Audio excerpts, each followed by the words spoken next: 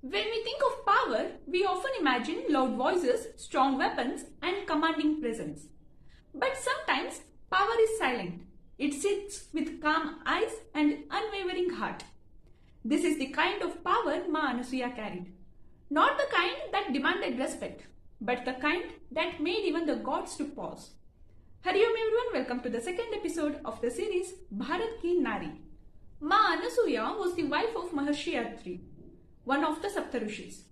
But her identity was never tied only to him. She was deeply respected as a Rishika in her own right. She was someone who walked the path of spiritual discipline. She was someone who understood life beyond rituals. She was someone who lived in complete selflessness. Her name literally means the one without jealousy. It wasn't just a name, it was how she lived. Without comparison, without resentment, and without ego. There's a story you might have heard as a child. Let's look at it again. One day, the Divine Trinity, Brahma, Vishnu and Shiva, came to test her. They disguised themselves as wandering sages and came to her hermitage. Maharshi wasn't home. They made a strange request that they would not accept the alms unless she served them food without clothing. A cruel test, especially for a woman who is known for her purity. But Maa Anasuya did not react with anger or fear. She saw their real intent and calmly turned them into newborn babies. Not out of pride, but out of wisdom. And then she fed them with the care of a mother, not as gods, but as helpless children. It wasn't the display of power, it was the depth of her inner clarity. Her tapasya made her fearless and free, not just from the worldly shame, but from the illusions the world throws at us. This isn't a tale about magic, it's about conviction. In that moment, Maa Anasuya stood not as a wife, not as a woman of the ashram, but as someone so steady in her dharma that even the divinity couldn't shake her. When the gods returned back to their original form, they offered their gratitude.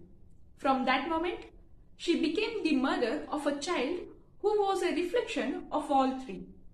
Dattatreya, an embodiment of Brahma, Vishnu and Shiva together. So yes, the gods tested her, but she didn't need to pass.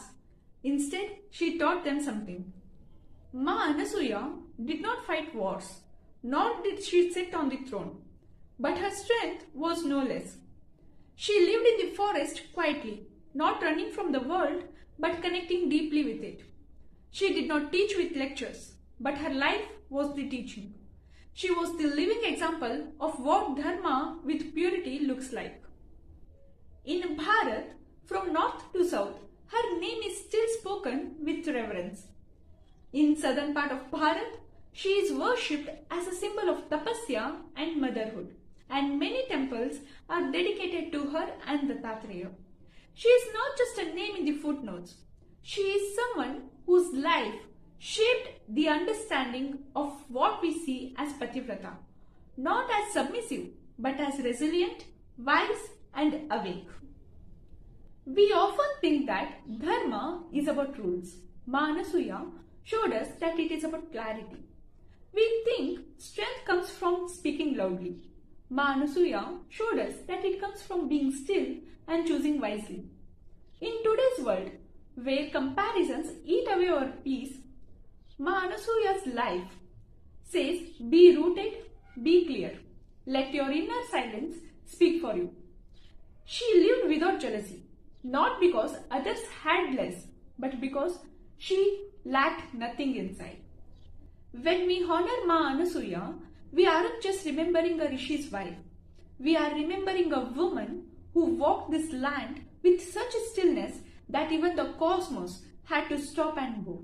We can look to her story not as a miracle tale, but as a reminder that a quiet strength is the most lasting of all. Dhanyavadam.